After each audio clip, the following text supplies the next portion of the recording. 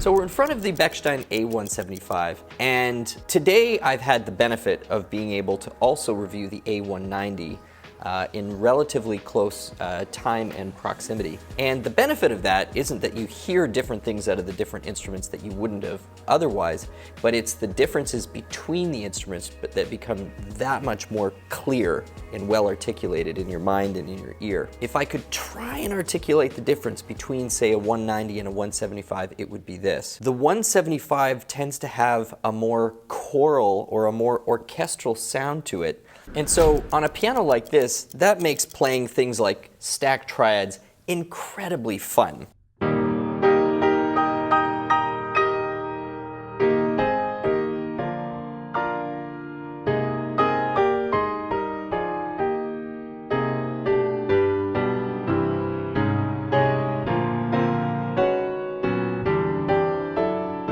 I know I'm not doing triads now, but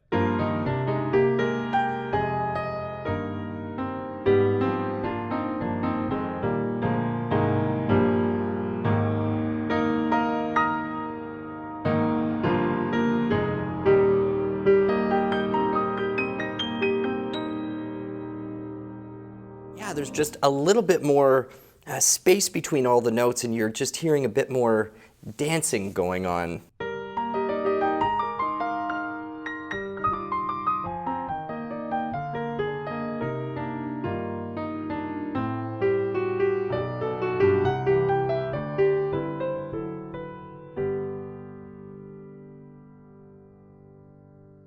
Another thing I really like about these instruments is the width and separation that it delivers to you. When you're playing the lower octave or 2 octaves, the sound feels like it's way off to the left and the trebles are way off to the right. It's like you're standing in front of an orchestra and you're commanding, although I guess in this respect it would be flipped because normally your violins would be to your left.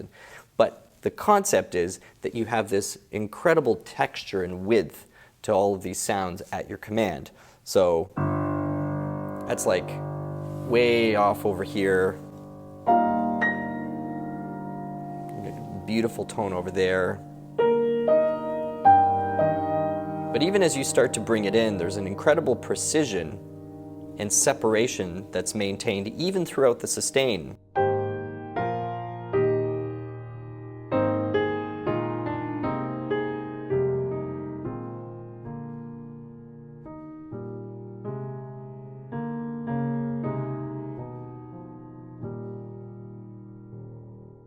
Now the tone tends to be a little more round than what you get on the Bechstein concert series, where there are some more upper partials that you're getting from the lighter hammers, you're getting that from more hardwood content in the rim, you're getting that from the vertically laminated bridges. Lots of cabinetry and constructional differences between those two lines that deliver a slightly more colorful tone on the top end of each note compared to the Academy, which is still biased a little bit more towards the fundamental. But one of the things I noticed between the A175 and the 190 is I am getting a slightly lesser emphasis on the fundamental tone, and there's a little more happening in the upper range of each note. The other thing I notice is that the sense of width of each note, and you know, some of these words are so imprecise, but you know, when you're closing your eyes, you're listening to a note and you can visualize the note in front of you as kind of a beam of light, like how wide or how narrow it is. And in this case, the 175 definitely is a slightly narrower tone, note by note, than the 190. But when you're playing chordally or you know, very orchestrally, it actually leaves a little more space for some of that dance and some of that extra resonance.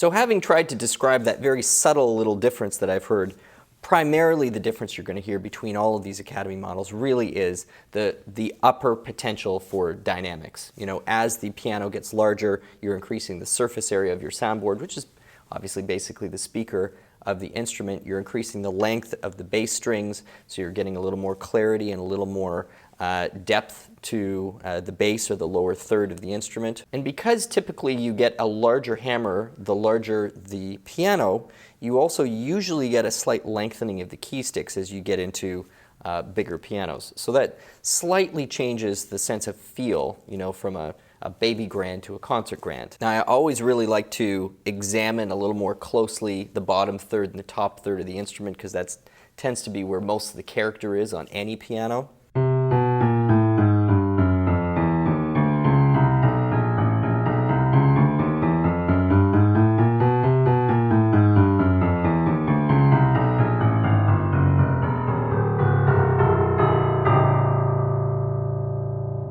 So we made these observations on the 190 as well. What really impresses me, this instrument as well, is just how even the dynamic potential in the tone is right to the very bottom note. Sometimes in slightly shorter pianos, you know, anything under, in some cases, even 6.5 feet, sometimes you get this very odd sort of drop-off right on the second last note or last note, where it's not quite as full and it isn't quite as loud or blooming as, you know, 2 or 3 notes up from the very bottom. In this case, it's deadly even right to the very bottom. There's absolutely no loss of color or brassiness or sustain right to the bottom note. And so you can't take that for granted. In fact, now that I've mentioned it, some of you are going to go out and try some of these grand pianos and notice that the very bottom note actually does not have quite the same oomph as, say, the second bottom or the third bottom note.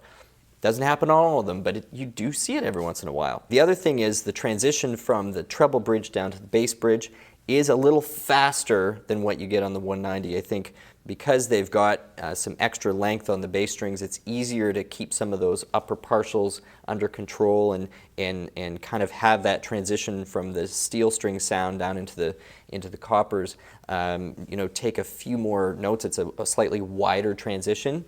The sustain on these instruments is really remarkable.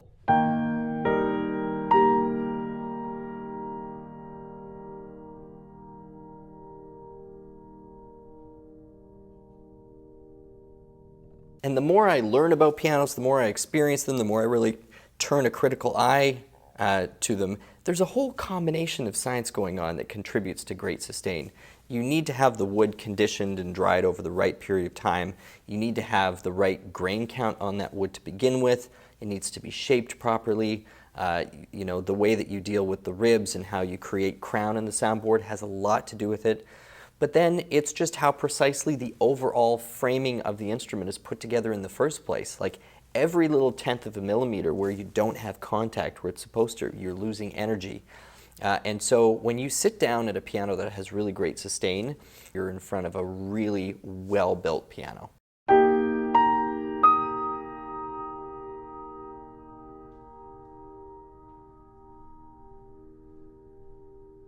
And for a piano that is not costing you the very top of the market, that's pretty remarkable. And then finally, just talking about the top third of this instrument.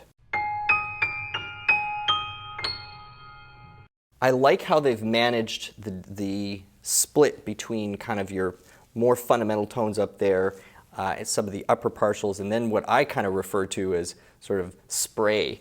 But in the top of Bechstein's, and I would say this is definitely true for their concert series as well,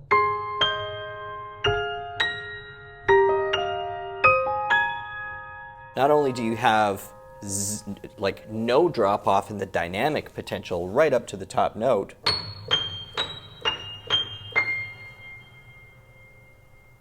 but you get some nice washy string resonance, but it doesn't overpower the fundamental.